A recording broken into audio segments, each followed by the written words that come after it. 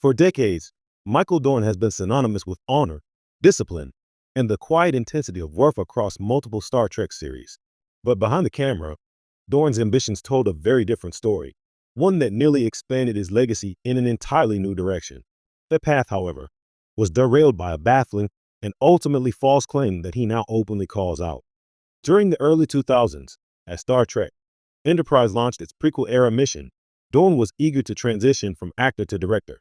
He had already proven his capability behind the camera on Star Trek, Deep Space Nine, and negotiations tied to his appearance in Star Trek Nemesis gave him leverage. Dorn used it wisely, asking not for more screen time, but for directing opportunities. The studio agreed. At least on paper, Dorn was promised multiple episodes, 3 or 4, by his recollection, with one guaranteed and the other structured as pay or play.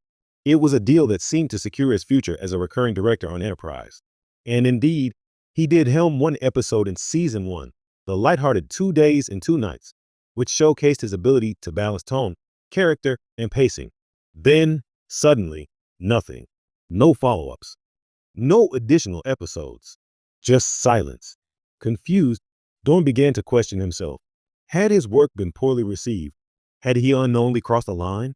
The answer he eventually received was far more personal and far more damaging. According to what producers told his agents, the reason he wasn't invited back was simple. Scott Bakula, the star of Enterprise, hated him. Cinema blend +1. It was a shocking claim. In Hollywood, such a statement can quietly end opportunities. Lead actors often wield enormous influence, and if Bakula truly had an issue, Dorn's directing prospects on the series would have been effectively over. But there was just one problem. It wasn't true. Cinema blend. The conclusion became unavoidable. The explanation he was given was a fabrication. Whether it was a convenient excuse, a studio politics maneuver, or simply a way to close the door without confrontation, Dorn was effectively pushed out of a directing trajectory he had been promised. Worse, the lie briefly made him doubt his own abilities, wondering if he had failed so badly that he'd been quietly blacklisted. In hindsight, Dorn has taken the revelation with a mix of frustration and clarity. The experience didn't destroy his career, nor did it sour his relationships within the Star Trek family.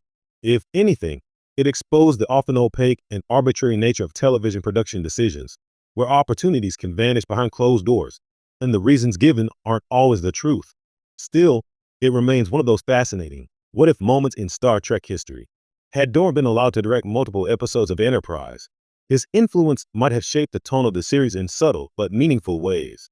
Instead, his single contribution stands as a reminder of untapped potential and of a strange, unnecessary lie that changed the course of his behind-the-camera journey.